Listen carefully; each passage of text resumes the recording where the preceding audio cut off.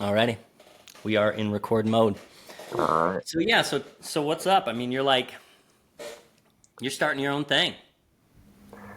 Yeah, so I was working for a small residential company for the past 3 years since 2020. November 2020 is when I started. Um, and I would say after probably 2 years, I had the desire to try and get my license. And so I went and took my test twice without studying, failed both times. And it wasn't by a lot, but you can't pass those tests without studying or knowing what's going on. And so when I failed the second time, I was like, okay, I have to get serious about this. This isn't just some, thing you can roll in and get Totally. lucky and pass it. So I found his name is the Electrical Code Coach on YouTube, and he's an instructor in Tennessee, and he has a video series dedicated to how to pass the LLE exam and the CE exams, the two licenses that are available in Tennessee. And so I was like, wow, that's awesome. Like this is for me. So I went through his video series and I passed the next time. That's awesome. Hmm. Isn't it great that there are people out there creating resources for exactly what you need? Yeah, yeah. Like with the specific state. I mean, yeah. So he has I think a 35-week free video series, but I just watched the first 10 on how to do calculations, and Yeah. that was like the main thing. That's what I kept getting hung up on without Oh studying yeah. with calculations. Yeah. For anybody that doesn't know, hasn't sat for their test yet, man, the calculations are what got me on the first time. To the commercial calculations in particular, Mm, I kind of blew it off because I was like, I don't do commercial work, for the most part, and so which was a really stupid approach yep. because then I got all commercial questions. I was like, come on, man, shop windows, you're giving me shop windows today, Yeah. Never gonna um, do and I it. and I ate shit. Um, and then I studied and I got those commercial calculations under my belt, and then I went back and I didn't get any commercial calculation questions. It was all Oh residential. my gosh. Yeah. But I'm glad I had to go back through that. You know? Yeah. Yeah. So lots of people have been asking me about the license I have and like what's required in Tennessee. And Yeah. so there's a few different options you can go. And the license I have, it's called the LLE. It stands for Limited License Electrician. It's a 40 question exam. You have to get minimum 29 correct, and the license is good for residential and commercial, no more than $25,000 per project. Now, that's kind of vague. It's subjective. Like, what's a project? Or is that net? Is that gross? Does that include material? Like, it's pretty vague, but that's the minimum license you need to do contract work. Now, I'm not allowed to say I'm a contractor legally. I can't advertise myself as a contractor. I think the most I can say is I'm a licensed electrician. Okay. So, no experience required. Joe Blow can study for the test and go in and pass. I'm not sure that's a good or bad thing, but you don't need hours or anything like I'm that. pretty sure that's a bad thing. Yeah. Wow. Yeah, So what because are what are the other levels of license you can get? yep, so that's the minimum. The next one is called the CE. I don't know what that stands for, probably contractor something, but that is an actual contractor's license. So it's a 100 question exam instead of a 40 question. I'm sure that's more in depth. And then you also have to take the business and law exam at a separate time. Interesting. And if you get that one, you can go anywhere in the state of Tennessee. A lot of states reciprocate that license from what I've heard. There's obviously a bigger cap on the amount you can make per job, but you can do residential and commercial bigger jobs with that. So with the LLE, I can go anywhere in the state except for Shelby County, which is Memphis, Davidson, and then like Knoxville and Chattanooga. But Okay. there's journeyman licenses too, and people at Nico are asking me like, is it the same thing as a journeyman license? And I was like, I don't even know what a journeyman license is. I don't Got know it. like the difference between all of them. But to do contract work, those are the ones that are talked about, is the LLE and the CE. Interesting. Yeah, Maryland is more journeyman master, and it does sound like the LLE. Is that the one Hmm. you got? Yep. That sounds like a little more like journeyman, where it's like you still technically should have to work under master, but it's like you do have a little bit Well, more. in Maryland, yeah, you need your master's to start a company Yeah. because you need that to pull permits. Right. And so it sounds like he's able to use that and do work. He just can't advertise. Roger. That's definitely unique. That's interesting. Well, I can advertise. I just can't say I'm a contractor. Roger. Okay. So like on my business cards, it just says Tennessee Electrician LLC, licensed and insured. I can't use the word contractor in Right. the advertisement, but I mean, I'm pretty much acting like one. It's just a money thing. Yeah. Okay. I could go take the CE today, Okay. and if I passed it, I'm now a contractor. But there's no hours involved. And that's people find that crazy. The people Yeah. I've talked to because they require hours, and there's not even a master's. I don't think license in Tennessee. I Got don't it. think. So are you able to? Does Tennessee do permits? Are you able to pull permits? Yep, I'm Your able to life? pull permits on residential, commercial only. Now, Okay. as far as like the money amount, the state doesn't get involved with making sure you're under amount. That's totally separate. But yeah, I'm able to pull permits everywhere except Memphis, Nashville, Chattanooga, and Knoxville. Okay. Interesting. Yeah, So what kind of the work that you've done so far, what is it is it do you fall within a specific type of work mostly? yeah. So new construction homes that are small, like between 2,000, 3,000 square feet. That's about the most I can handle. That's Yeah. about what That's going to be under the 25K limit too. Yeah. Shops, we do a ton of shops, generators, Okay. and remodels and service calls. Those are Those are the things our you want things to we focus focus on. on. Yeah. Yeah. Okay. And that's for the company you've been working for. Those are the things they focus on. Or Yeah, that's what you want to the focus on. company I worked for, they do mainly new construction homes, Okay. like big houses, stuff that I couldn't take on, like eight, Got it. 9, 10,000 square foot houses.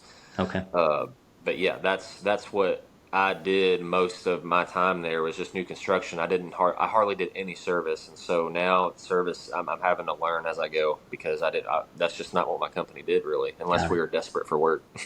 Yeah. Well, theory is going to be your best friend when it comes to Hmm. service for sure. There's a Yeah, lot of troubleshooting. Do you guys have any like historic areas, homes, old wiring that you have to look at, or is it mostly new? yeah. I actually almost done with my trim out on my first house. It was a whole house rewire. House was built in like the late 1800s, early Wow. 1900s, and at first they wanted me to come over and just look at it and add a receptacle here and there, do some like minor things. Well, they had all the walls torn down. When I showed up, I noticed it was all knob and tube. And so what I told Inez, this is my opinion. Everyone, they may handle this differently, but for me, in my conscience, I just told them, look, it's either going to be a whole house rewire or I'm not going to touch it. So you can decide what you want to do. And we just end up doing a whole house rewire. That's how we do it. Yep. Yeah, it's like there's people out there that will touch it, and that's fine. Yep. But it's not. We don't want to get involved. Yeah, You it's just know. too much of a liability thing. Yeah.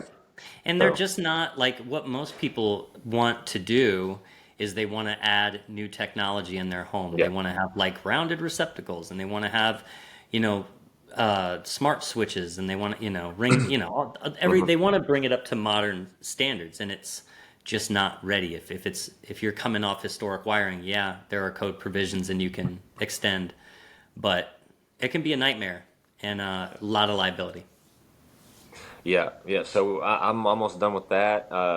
That's the oldest house I've ever worked on. But a lot of people are moving out here to Fayette County out of Memphis, and so there's a lot of new homes being built right now, and a lot Okay. of generators being put in. We're out in the middle of Tornado Alley, and in the spring and Mhm. summer, I mean, power's going out all the time, and so everybody's wanting generators. So we do a Yeah. lot of those too. So the company that you've worked for does generator installation and maintenance, or is that Um, something you want to do moving forward with your company? Yeah, so yes, we did do generators. Like we would install an ATS, and then sometimes, depending on if my boss bid it, we would do the actual hookup to the generator. As far as maintenance, no. Like the most we would do is just if they got the generator and they want us to hook it up, we would go ahead and just hook it up for them. But Okay. And this but is yeah, like portable generators mostly, or standalone whole house? both, Okay. both right now. So, but to answer your question with my company, yes, I do want to do more generators. We do, but we actually do more portable generators. And so, what Mhm. I've been doing a lot of lately is the cheaper route to go if you don't want to spend thousands of dollars on whole house generators. Do those generator inlets. So we Mhm. install those 50 amp generator inlets. A lot of times we can just pop out the back of the panel, out in the Mhm. brick or the siding, and we put the interlock kits in and that's usually if you have the 50 amp generator, it's good enough to run, your fridges, you have some Yeah. lights, and depending on, the tonnage on your AC or your furnace, you can run that as well. So Yeah. that's what I have on my house. Cool. Cool. I was gonna, I worked for a company that did a lot of it was the guy's whole model was based around generator installation and maintenance, and I learned a lot just by like watching him run that model.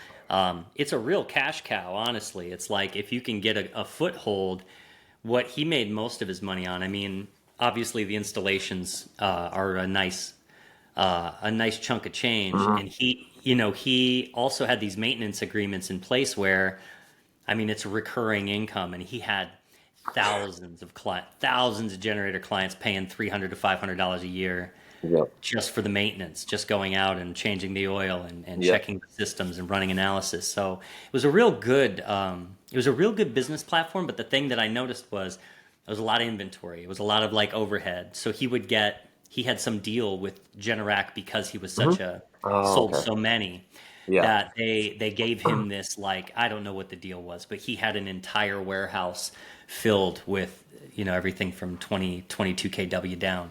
And I mean, so every time they did an install, he wasn't like bringing them in. He had them on hand, and he could actually had a deal where he could sell them too. He could be like it was an interesting model, and just high overhead, but it seemed like it really paid off for what he was doing. Yeah, that's something we had talked about recently, me and my buddy, about generator maintenance. So that's something we may need to be putting out there for our customers, once a year, uh, handling that. It's a really good move because what you'll find, what I experienced there was that anytime there's a storm, it is a shit show because the Yeah. people who don't have maintenance agreements and haven't changed the oil in that generator in 5 years and haven't checked to make sure that the control panel's still functioning. They've even stopped listening for the generator to come on. You know what I mean? There's a thing where like we invest in something and then we just kind of forget about it. That's our nature to some degree, or like I don't want to spend more money than I've already spent on this thing. But when the time comes, anytime there was a storm, the Hmm. phones were ringing off Oh, yeah. the hook. And so it's a real moneymaker. I mean, generators are it's a big deal. Yeah, we had a huge storm come through back in August. It was just a big windstorm, straight line winds, and it looked like a tornado came through here. It was just straight line Mhm. winds, and lots of risers knocked down with meters, and had to replace those on poles. But then, shoot, I think we were out of power in my area for 4 to 5 days, which is like one of the longest times ever around here.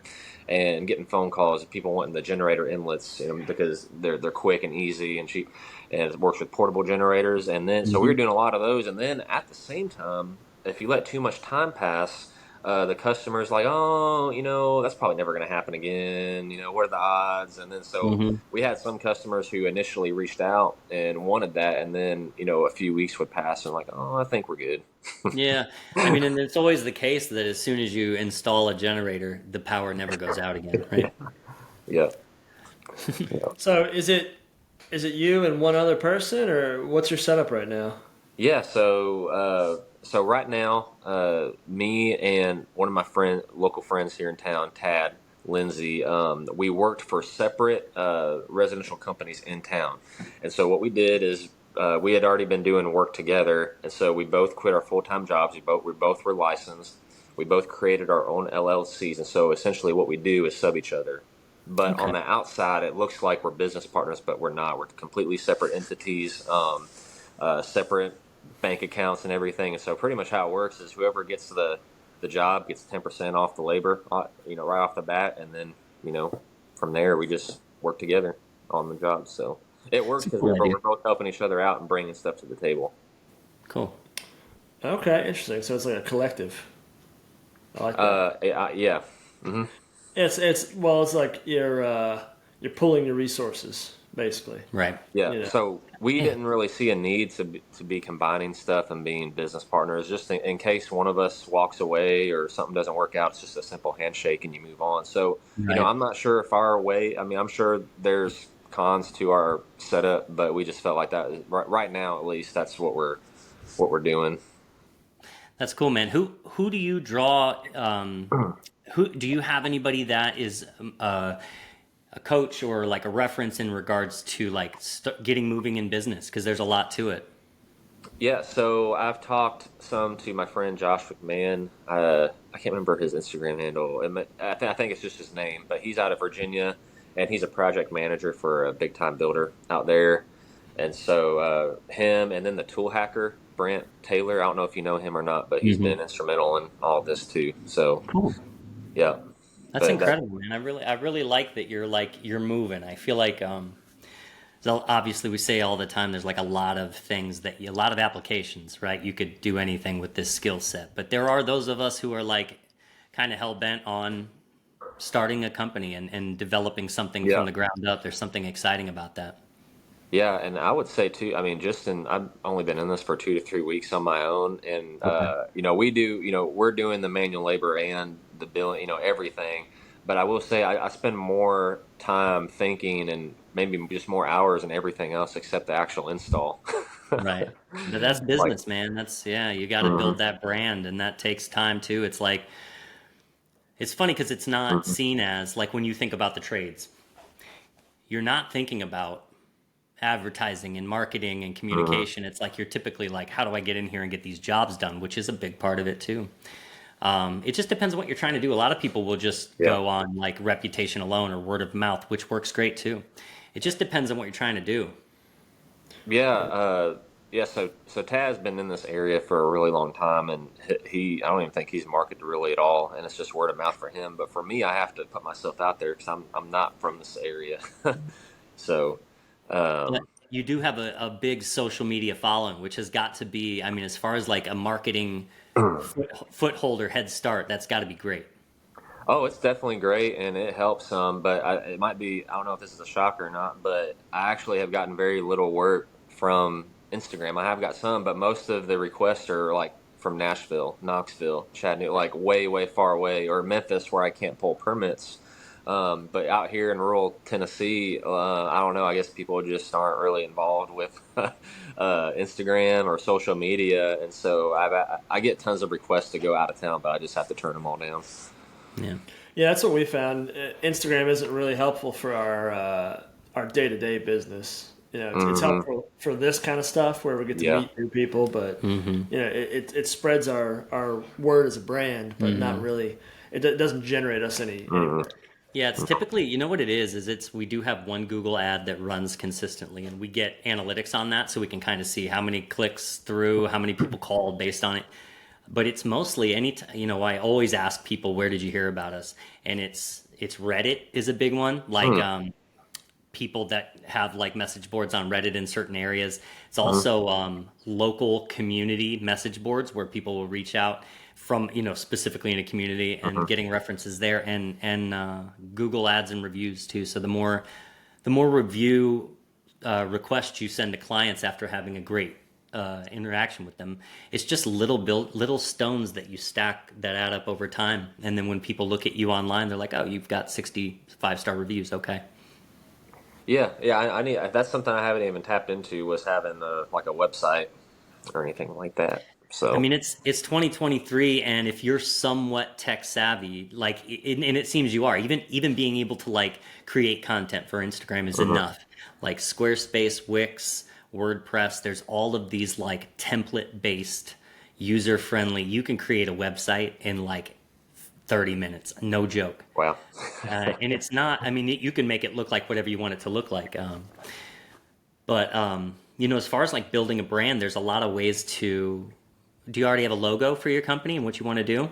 No, I had my logo for my Instagram up until a few months ago. That was kind of just my logo, but I haven't like officially picked anything yet. So. We had the most success, I would say. We got really, really lucky with the Lumen Brothers logo.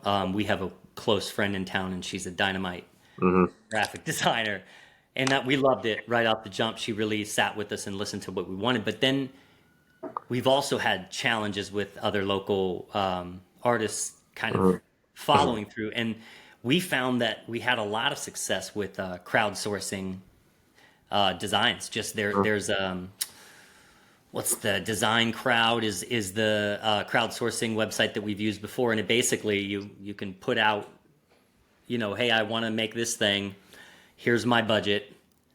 here's my time frame, here's what I want it to kind of look like. And then you get, based on what you want, you get tons of submissions from people all over the world based on what you give them, and we've had a lot of success with this came from that scenario, and we Oh, really okay. like that. So Yep. it's a good way to try. Yeah, yeah. There's still a lot that needs to be done, and Yeah. it's like there's only so many hours in the day, and then I'm just like, because I Yeah. spend most of my time like doing You these got to be installs and patient. stuff. Yeah. Yeah, like I just now got my business cards. Like, see, this is what my Yeah, there business you card Oop, looks That looks like. clean. nice. There's Clean. not I like like it. really a logo, but I wanted people to see me, what I look like, and Yeah. there's just enough information on there to get the ball rolling. But Yep. And that would look good on the side of the truck too, nice and clean.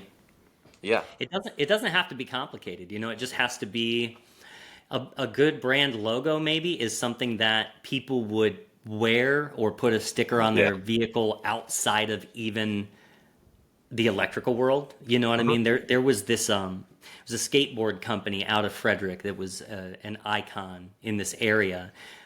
They sponsored major skateboarders, and they were here for 20 years or so. They were called Pit Crew, and they were a great example of branding, because they just had in this bold font Pit Crew. It didn't say Pit Crew skateboarding yeah, or clothing. It just was this word. And you see that sticker. They are out of business now, but you still see that sticker on so many cars. You yeah. see people still walking around with Pit Crew t-shirts or sweatshirts. Just a great example of like how a classic image or logo can go far. Yeah, Yeah. and all those little things like figuring out logos and marketing and stuff.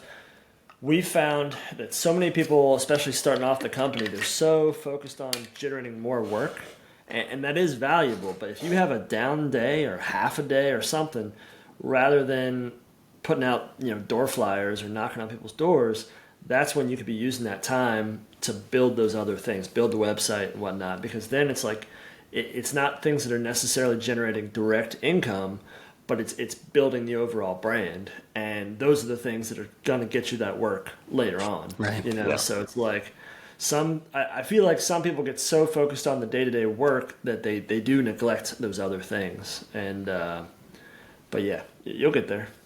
Yeah, actually, it wasn't intended, but here next week, I'm gonna have a week off and so I plan on using those days to focus in on a lot of the stuff that y'all just Yeah. mentioned. It's important, man, and honestly, there feels like if it can feel like there's a rush, like man, I got to get this, and there's a level of that yeah, get it going. But one of the things that is hardest for me, but I've really learned to settle into is just patience with it all, patience with the business, patience with the Yeah, growth, because we want slow growth, but sometimes that's hard for me because I'm like I want everybody to see it, and yeah, but that I takes time. I'm exceptionally slow, so I kind of act as an anchor on Doug. Which is I need a He's good driving anchor. forward, and he's like, "What yeah, is slowing me down?" And I'm behind him. It's like one of those parachutes you see like NFL players running with. You're sprinting as hard as you can, but Josh is back there like, "Hold on, Doug, you are moving too fast, homie." Yeah, Oh yeah, yeah. Like sometimes I get to thinking, and I'm like, man, we need to get more work lined up because like like lately, except for like the big houses that are going to be coming up, or the big projects, I should say, like we only have like a week's worth of service calls. I'm like, crap, man, we need to like get people, lined up, whatever. But then a lot of times people want something that day, and then we end up doing like 5 service calls that day or else yeah, they're just going to move on to someone else that can do it. yeah. It's a good lesson. I feel like us too. It's like we have taken on big projects that it seems like this is it. This is going to make us a lot of money, and Yeah, it does. But it can occupy so much time that if you don't schedule, if you almost need to schedule with gaps, intentional gaps, because those service calls are gonna come through. And if you pack 3 weeks straight and there's no wiggle room, and we learned this too, it's like people will call that want to work with you, but they don't want to wait a month or two, which makes right. perfect sense. So it's tricky to like figure it out. Hmm. If you're small though, this has been good for us is like we have a bookkeeper, and that's our one employee, and that allows us flexibility too, because like if you're a major company and you've got lots of employees and overhead, you got to keep it churning. There is no such thing as like not scary downtime. But if it's light, if you're traveling light, it's I think maybe less stressful. Yeah, because you can tighten your belt and make it through just fine. But when you've got payroll to make, man, that's hard. Yeah. You know. Yeah, like right now, I'm just paying myself just a minimum, just to pay for my bills, and then everything else just gets funneled back into the business. I tell you what, like I don't have everything I need to do these jobs, like everything from start to finish, and so just getting things, like I don't know, for example, I can't think of anything off the top of my head, but lately I've been spending so much money on stuff that's needed, it's crazy. Yeah. Like tools and stuff, or materials. A little bit of both. Yeah. Mainly tools, though. Stuff that I really needed that I used to just borrow from my boss. Mm-hmm. Yep. Yeah. Yeah. Yeah, that's when you realize you're like, oh yeah, we It's don't mainly have the power tools. ladder. Like I have all the hand tools. Like I don't need any more hand tools, but it's just the power tools that make my job a lot quicker. That's what I've been having to deal with. Yeah. Yeah, we have an annual, I think our budget, what we end up spending every year, we've been in business 4 years now, and it averages somewhere between 3,000 in tools every year.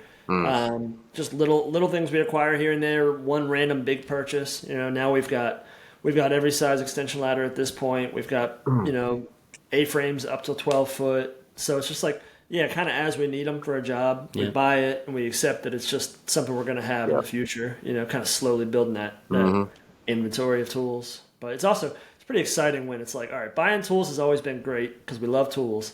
But now you're like, we need this for business. This is great. Yeah, I mean, even for me, I don't know what y'all did, but I had hired an attorney to do all my LLC stuff because I started making an attempt to do it. And then I was advised, like, you should really get an attorney because one screw up can just mess everything up. And so I started getting nervous. And so then, had to hire an attorney to start, get all my stuff lined up. So it's just a lot of startup costs. Yeah. Those are good costs. So it may seem like a lot. It's like our bookkeeper, we couldn't do this without her. It's like she's a goalie. She's not letting anything, like she's always on us. Like, what about, did you guys do this? Check this. I'm missing receipts. It's like she's always on us. And if she wasn't there, we would obviously have to pick up the slack, but it's not, it's another thing. She's worth every penny. Yeah. I'm all about funneling out work that, I'm not familiar with. And so I know there's a lot of DIY people out there. I mean, it's no different from a homeowner trying to act as their own GC. I can't tell you how many times I've been involved with projects where the homeowner just wanted to bypass the builder and there's just screw ups from start to finish because they want to try to save money. And, I don't know in the end if they really did save money or not, but there's all kinds of screw ups involved. They probably don't. We found one of the biggest situations with that recently. Just it's little things you don't think about, but we had someone being their own GC, and we were a few weeks into the project, and we had left bags of trash and plaster there, and they asked us, when are you going to take this trash out of here? And we're like, oh man, see, that's what the GC normally does, but then we didn't discuss that ahead of time. If we had discussed that before we even got started, I'm sure they would have been fine either dealing with it or we would have accounted for it and put some time in there for it. But it was just one of those little things that we're so used to when you work with a GC. They handle trash or they handle systems are in place. Yeah, there's for efficiency. I feel like that's where if a client's GC in their own project, it's efficiency that lacks. All those systems that are in place with the GC where you're like blam blam blam blam. Yeah, they were doing stuff out of order. Trying to get us back into like do things when other things weren't even. They haven't touched their plaster's still not repaired. It's not their fault. They just weren't. Yeah. They didn't know. Yeah. We had a project recently where we kind of did part of the rough end for this homeowner acting as his own GC. Well, he didn't want to use this for a service, so he did his own trench. He got his little trencher thing out. I don't even think it was deep enough. And by the way, all the permits were pulled in his name, so we're not legally held liable. But he did his own trench, and instead of buying 442 like he was told to buy, he bought 4442. So he had an extra conductor for no reason from the meter to the house. So he ended up spending a few $100s more on the wire. And then in the process, he hit his pressure tank for his well with the trencher. And then Hmm. for his well wire, he didn't use UF. He used like that. I guess it's I don't know what it's called, like the submersible wire that's in wells.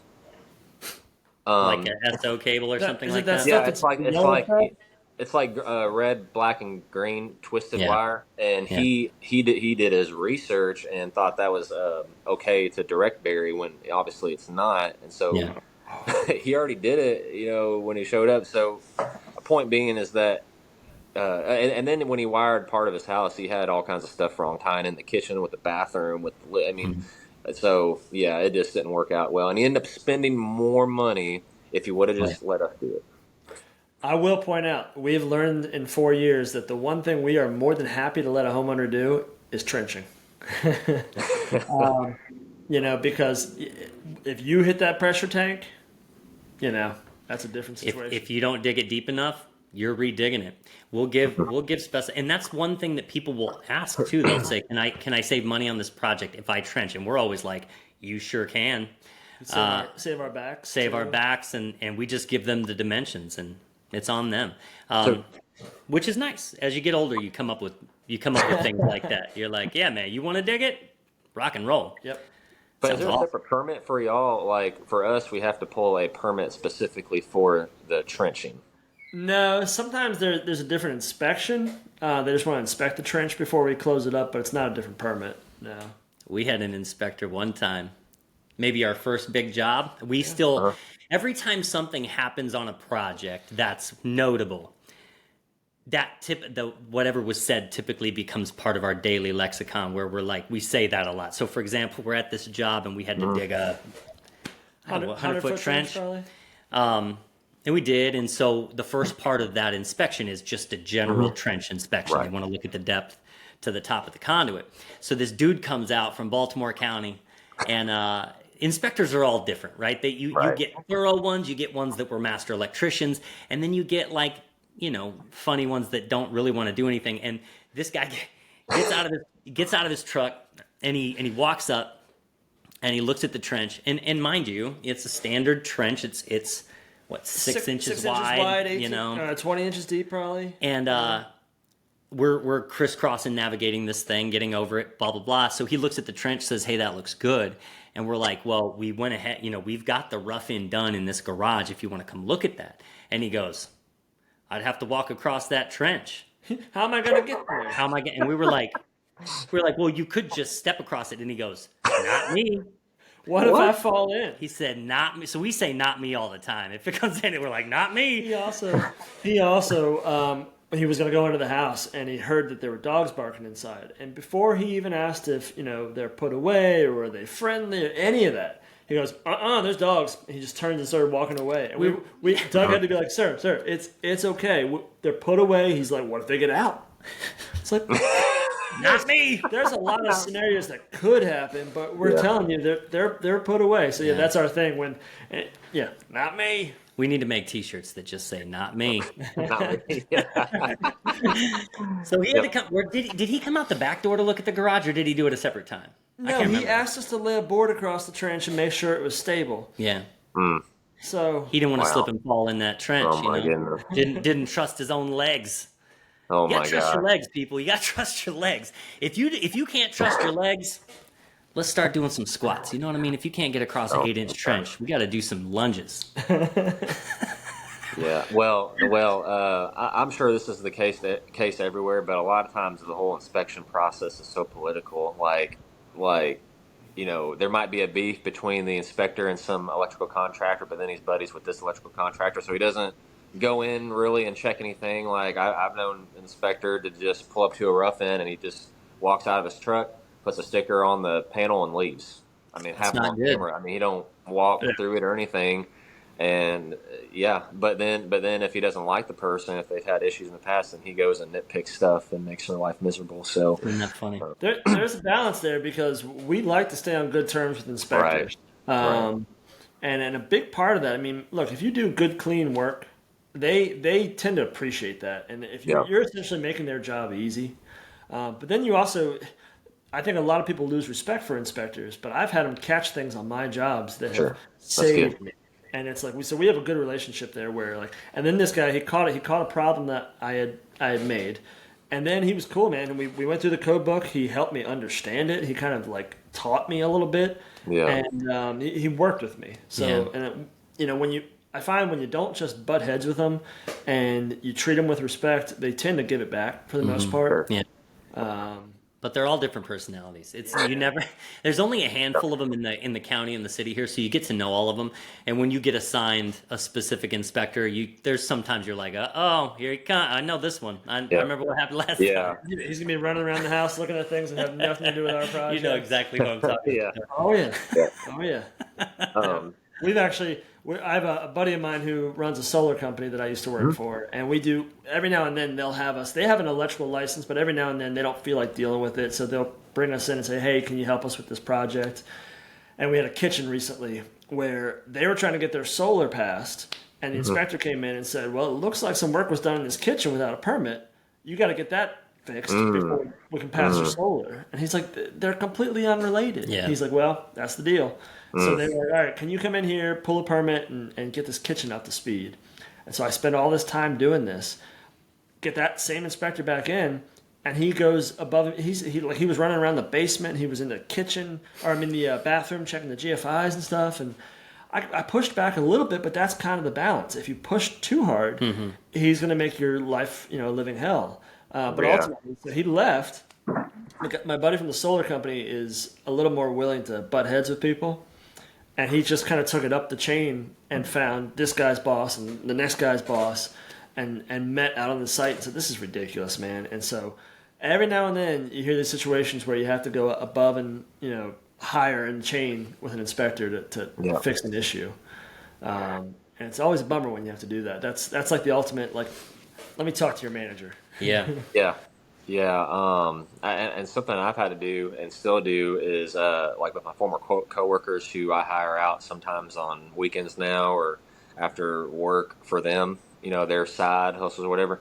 For a lot of people, the understanding is if the inspector doesn't say anything, it's okay, and that's completely false because the inspector, for one, can miss something or he doesn't care or doesn't check, and that's something I've had to learn on my journey and.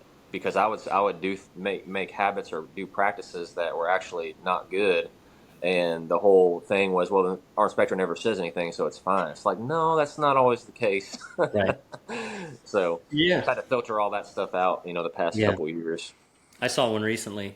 Sometimes you get called into newer construction. I don't think this one was brand new, but it was a house that was built in the last 10 years, and it's a development. So you've got your electrical pass sticker on the panel door, and I opened this up to install a surge protector in it, and there were just so many violations in this panel, and it was like, how did it happen? Like they had a bunch of multi-wire branch circuits on tandem breakers, so they're on the same phase. Your two wires are phased up, and there were like 4 of them, and it's like these neutral wires could have just burned this freaking house down. And so, I make the corrections. There were there's a bunch of, they should be on 2-pole breakers. There's all these things that it's like Frederick County would not let this fly. I think it was Howard County that went and looked at it. It's like, which is, I've had inspectors in that county too be really thorough. So it was just like, what's the situation here? Was it a new build? Did the builder have some sort of arrangements? How would an inspector look at this and say, sure, that'll do? The one I had at the kitchen, man, it was like, I don't know if you've ever seen the old show with Columbo, where it's like, one more thing. He was halfway through filling out the past sticker, and he would go, oh, let me check something real quick. And he would scramble off to another part of the house that had nothing to do with me, and be like, oh, yeah, see, that's what I thought. You got this. I was like, no, man, you were so close to passing me. Because that's what we always talk about it. It's like, and it's whether it's an inspector with us or us with a homeowner, it's tricky, right? Because where do you stop with unraveling the challenges? You're an electrician. You go into a house. You're doing a project in one part of the house, and you spot something that's sketchy in another part of the house. We all, as electricians, want to do the right thing. We say, well, that's got to be fixed. But you can't force a customer to spend money. And you can't do it for free. Otherwise, you won't stay in business. So it's like finding that balance of talking with the customer, hoping they'll be willing to correct it, but also if they're not, keeping your hands off that portion of a messed up project, and being able to sleep at night. It's tricky. Yeah, especially starting out because I have to get whatever I can take, Mhm. Yeah. Just So keep in mind there are some things that you can't there that aren't optional in those situations, and the one we see more than anything are sub panels. Like mm, somebody's got a sub panel in the basement or the barn, and they want to run something off of it, and you look in, and almost every time there is not a separation between Or the ground and the grounded conductor. there's no neutral. No neutral, You know. and oh, no so neutral, really? if you're running a sub panel with no neutral, you're not separating the grounds and the neutrals. You're creating electrical loops effectively. I've seen it done where like there was a sub panel recently that was run, and it was run without a neutral, but it was being utilized to just power 240 volt equipment that didn't have neutrals to it. So it's like, well, I can't come off this panel. Well, because that's really common with in our area, at least, with a lot of HVAC equipment. They'll run, and they don't necessarily treat it as a sub panel per se. It's kind of like a combiner box. Like none of the circuits coming out of it need neutrals, and it was intended just for HVAC equipment. But then somebody, electrician will come in on the side or on the weekend and add a 120 volt circuit out of there. Yeah. But it's in, and then somebody else spots that, and they're like, "Oh, it's just a sub panel, regular old sub panel." And so they start adding circuits out of it. Yeah. And so, yeah, customer wants you to come in and add a circuit out of it, but you open it up and you're like, "All right, there's no neutral." It's like, can What you do kind that? of wire are they running where there wouldn't be a neutral? SE, just like a Yeah, two wire with a or a 6.2 Romex 6.2 or Romex. something. Yeah, totally. Yeah. Really? Like with an Huh. SE, typically you'll have. I mean, they make them differently, but you'll have the neutral that wraps around the two conductors. But we see it all the time. So you can't run. You can't run 120 volt circuits off that by any means. But and then the client will be like, "Well, what do you mean? I mean, there's a sub panel right here," and it's like, But then we've also found, because we stress and we sweat bullets over it, I'll call Doug and see what his thoughts are and how we should approach it and whatnot. And then very often, you have as my wife would say, the crucial conversation. You go talk to the person and explain, look, there might be somebody out there that would be willing to do this work, but we're not that guy. And it's ill-advised. So here's what we could do for you. We could run a trench straight from your main panel. Yeah. All that. This happened with my buddy Roy, where I went through all this, and after it, he was like, "Oh, that makes sense." And he was totally cool about it. yeah, And he's like, "You know what? I don't think we need that circuit right now." So he just said, let's not worry about it. But he didn't freak out or say, "Oh, well, other people have done it," which is kind of what I anticipated. right. His setup Yeah. is really interesting, man. He's got an old farmhouse for his business. Yeah. From the initial part was 1700s and then 1800s after that. And they've got like 4 outbuildings. And they've got panels that daisy chain into each of these outbuildings. Old ones, Wadsworth panels. Wadsworth and Challenger and, Yeah. old, and it's like, but it comes out of the main building. We've since upgraded their service, but when it came out of it, they had just double tapped the main lugs. And came out of there to a little building in the middle of the property with no neutral, and then out of there with no neutral, and then out of that one with no neutral.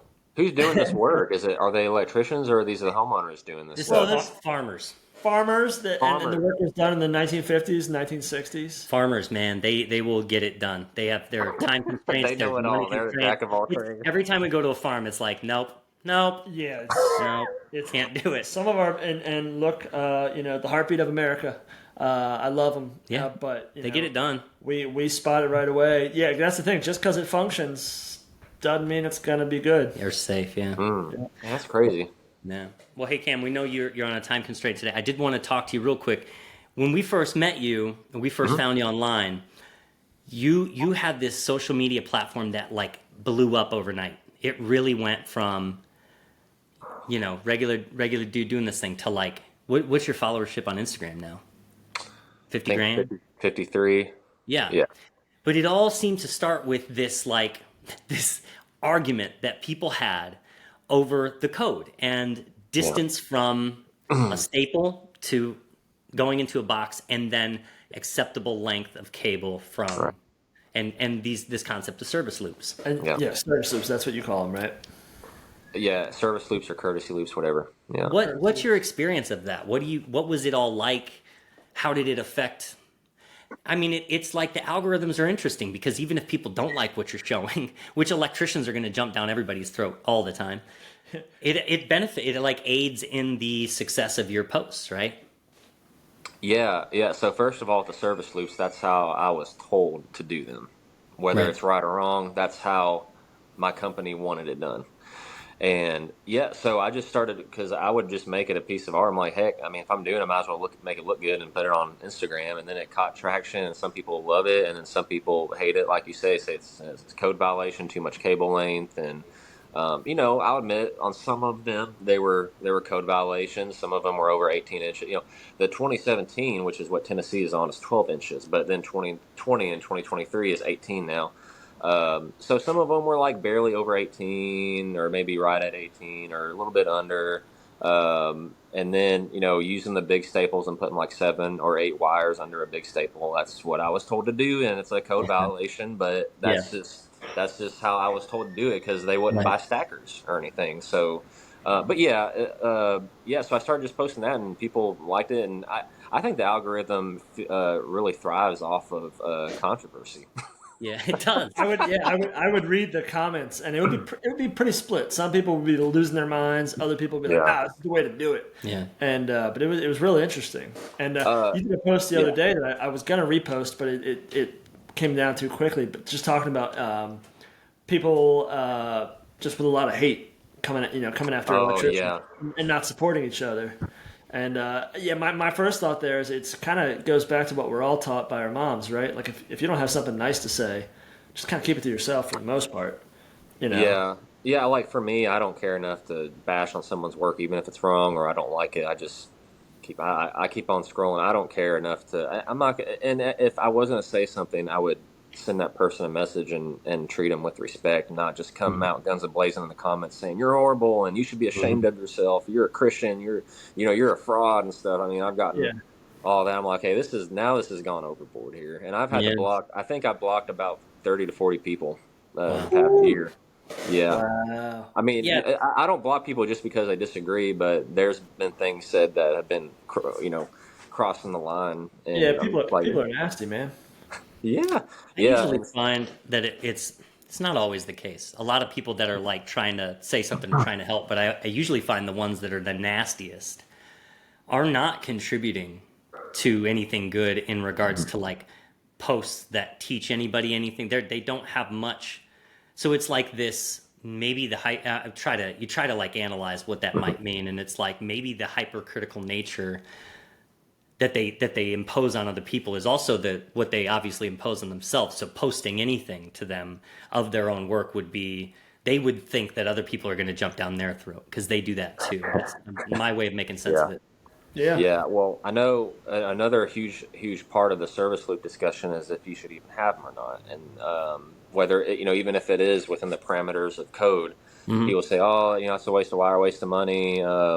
If it gets hit, it's not my problem. That's just a service or you know, charge them for rerunning the wire, and so that I mean, everyone's philosophy is going to be Yeah, different on that. I don't like and that's have my opinion. have yeah, well, having my own company now, like I actually don't think big loops are necessary at all locations, like I was Yeah. taught. I think it's good to have a little bit of slack at every Hmm.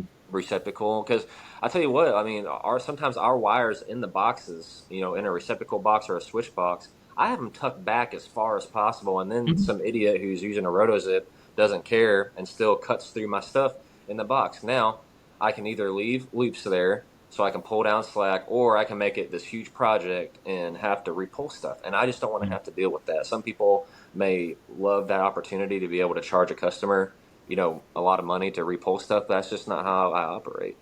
Yeah. Well, in that case, if the drywaller hits the wires, it's kind of hard to charge the customer for that, Well, yeah, and you're right. not gonna get paid from the drywall guy. Well, yeah. Good luck getting your money from him because he's probably long and gone. So, yeah, but yeah, I still practice that, and I try to make it within code now. Yeah, and that's the interesting thing is most of that's opinion based. If there's obviously a code violation, there's a code violation. But if there's Right, not, and you're within the parameters, then it's right. an opinion based argument, and it's interesting to see how angry people allow themselves to get over an opinion based argument. Yeah, and so I've started using stackers, and I'll put two in each little slot, so you can fit like two for like eight. I think like on a four gang maybe or a three gang, Mhm. Yeah, you and can do I've a gotten lot. flack for that too because they say, oh, you can't only put one wire in each slot stacker. I'm like, I don't know about that. I mean, I Illuminati does that, and he doesn't seem to have any issues. So he's all about them stackers, and Yeah, yeah, I load them up, man. Is there is there some sort of any sort of rule anywhere that Well, it's all a it matter may of be what a the UL listed manufacturer for. okay. thing, but I'm not sure. Yeah. Yeah. I don't know. I mean, I don't see an issue with it because Yeah. they're all bundled up in the box anyway. So what does it make a difference if you have Yeah. two in each slot instead of one? Well, also look, like we've posted things before that somebody has reached out and caught something that we did that's like, hey guys, you got to remember to do this. And that was great, and I appreciate every second of it because it's Yeah. like, thank you, thanks for Mhm. pointing that out. I didn't see that. But instead of instead of that, coming across and being like, you idiots, look at how dumb you are, and I hate your whole family. It's like, yo, man, calm down. Like it just Oh was. yeah. We all make mistakes. We all don't take. We're human beings. It's just interesting to me. But Cameron, what do you plan to do? Like as your social media presence grows, how do you plan to leverage that? Like what are your thoughts? Because that's a whole other business. Yeah, so in the beginning, I was all about posting, like the install and making it look good, which I still do that, and I still post about that every once in a while. But now, being on my own and being a business owner, I hope to offer people out there business advice and how to do stuff like that. Like Rightwire, I really enjoy watching his stuff because he gives a business side perspective a lot of times in his content. So I'd like to. I don't know if transition is the right word to use, but I would like to start offering other electrical contractors my experience, or maybe guys who are in my position who are like trying to get out of their job and get their license, be able to help them in that kind of way. Yeah. Speaking of Rightwire, I think that's great. By the way, speaking of Rightwire, I love how he handles uh, how He's he handles hilarious. trolls. Did you see the one where he was like, "How come you didn't say you was a crybaby on your application?" He's like calling Oh people yeah. crybabies for like making, which is beautiful because it needs to be called out. It's like everybody Oh calm yeah, down. for bundling, making up a word, bundling Uh his huh. And his it's like, look equipment at how grounding it. conductors. Yep. Easy to clip that. You could just clip it off. Oh, it's so hard. Look at how hard this is. And then Oh yeah, right. I've seen Yeah. him on like a Saturday morning. He's at his office and he's like, "I'm sorry to ruin your Saturday morning for those of you who are crying about bundling, but it's just nowhere in the code book." So Yep. That's beautiful. Well, hey man, we wish you the best in everything. mhm. It was real cool meeting you at Nika. Yeah.